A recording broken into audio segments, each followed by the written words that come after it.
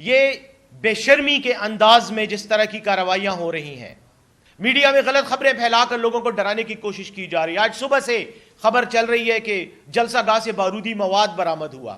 تو بارودی مواد جو جلسہ کرنے والے ہیں کیا وہ لے کر آئے ہیں؟ کیا پی ٹی آئی کے کارکن لا کر اپنی جلسے میں بارودی مواد کا دھماکہ کریں گے؟ یہ تو تم ہی لے کر آئے ہو. تو جھوٹ بھی وہ بولو جو تمہاری طرف اشارہ نہ کرے.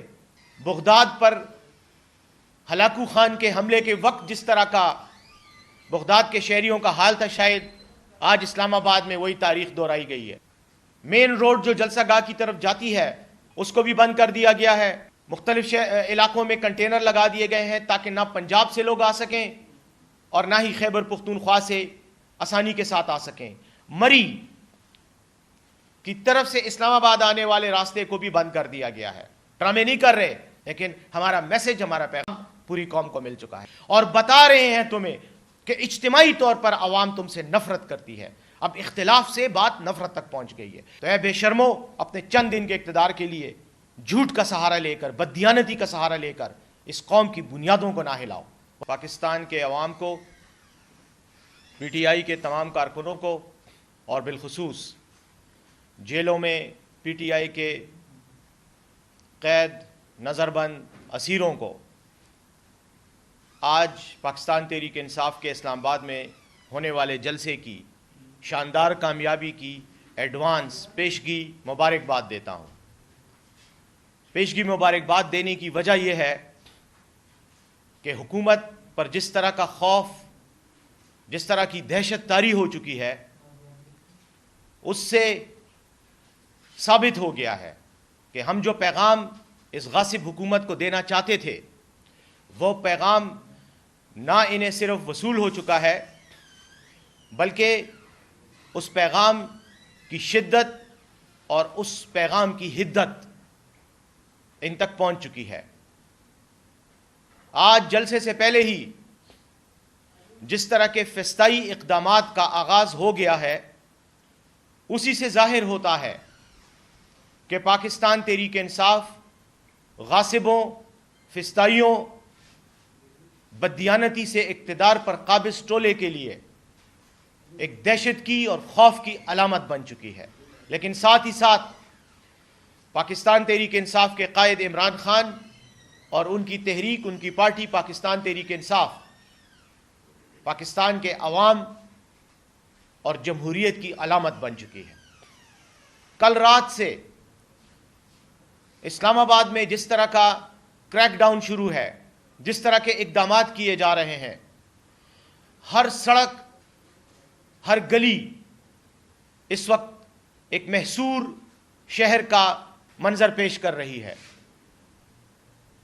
صحافیوں کو، کیمرامینوں کو، میڈیا کی گاڑیوں کو بھی میری اس پریس کانفرنس تک آنے میں جتنی مشکلات کا سامنا کرنا پڑا ہے، تو شاید بغداد پر ہلاکو خان کے حملے کے وقت جس طرح کا بغداد کے شہریوں کا حال تھا، شاید آج اسلام آباد میں وہی تاریخ دہرائی گئی ہے. ڈر اور خوف اتنا ہے کہ کل رات سے ہمارے کارکنان اور ہمارے پارٹی کے رہنماؤں پر کے گھروں پر چھاپے مارے جا رہے ہیں. ہمارے کارکنان اور ہمارے رہنما،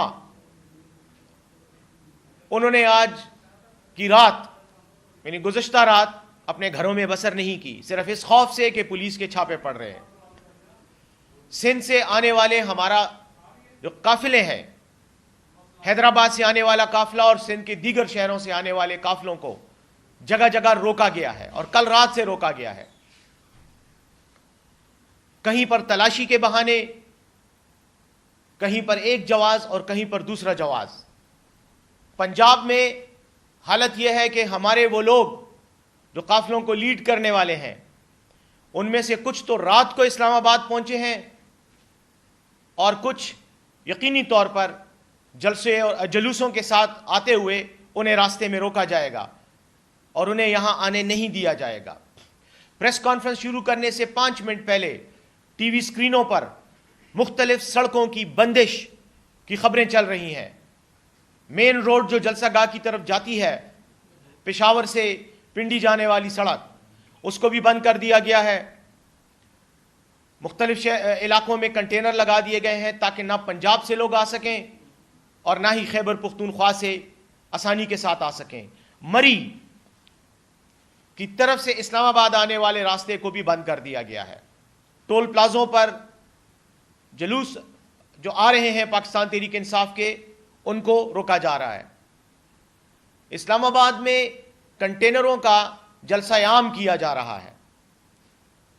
شاید اتنے کنٹینر اسلام آباد کی تاریخ میں پہلے کبھی نہیں ہوں گے دیکھے گئے ہوں گے, اور شاید کنٹینر بنانے والوں کی جتنی عید آج کل ہے اتنی پہلے شاید انہوں نے خوشیاں نہیں منائی ہوں گی, اس لیے کہ ایک کنٹینر, چھوٹا کنٹینر جس کا یومیہ کرایہ تقریباً 20-25 ہزار ہے, بڑا کنٹینر یقیناً ڈبل کرایہ ہے, سینکڑوں کی تعداد میں اسلام آباد کی سڑکوں پر پڑے ہوئے ہیں, اور ان کا کرایہ جو کروڑوں روپے میں بنتا ہے یہ میری اور آپ کی جیب سے نکالا جا رہا ہے, مالکان کو دیا جا رہا ہے.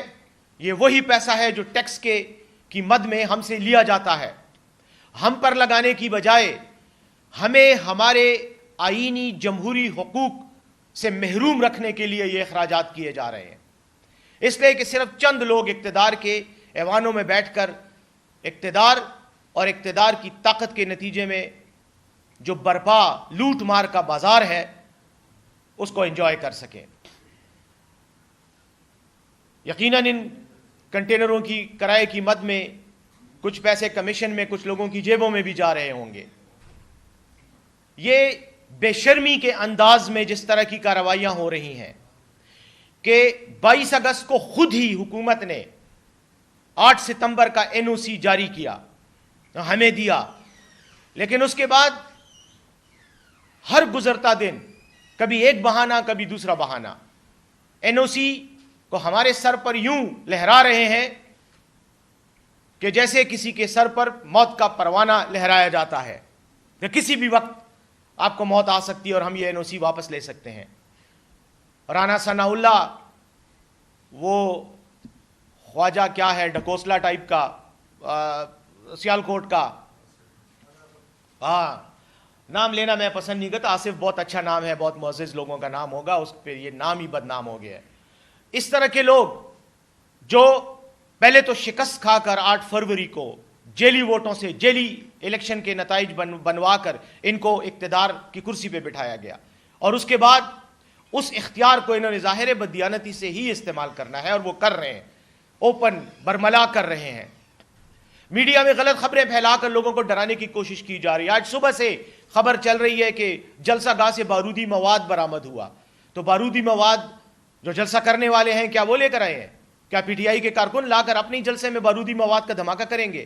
یہ تو تم ہی لے کر آئے ہو. تو جھوٹ بھی وہ بولو جو تمہاری طرف اشارہ نہ کرے.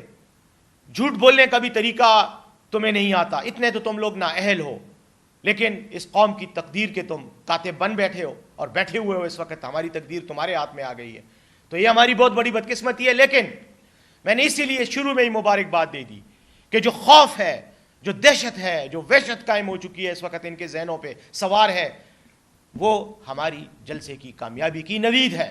ہمارا جلسہ کامیاب ہو چکا ہے. ہمارے جلسے میں چاہے ایک فرد بھی نہ آ سکے اس جلسہ گاہ میں, لیکن ہمارا میسج, ہمارا پیغام پوری قوم کو مل چکا ہے, اور ان بددیانت اقتدار پر فائز لوٹ مار والے ٹولے کو بھی پہنچ چکا ہے. جلسہ کیوں کیا جا رہا ہے؟ کہتے ہیں یہ بعض مداری ٹی وی چینلز پر بیٹھ کر کہتے ہیں یہ وقت کا ضیاع ہے, یہ پیسے کا ضیاع ہے, یہ ڈرامے کر رہے ہیں. ہم ڈرامے نہیں کر رہے.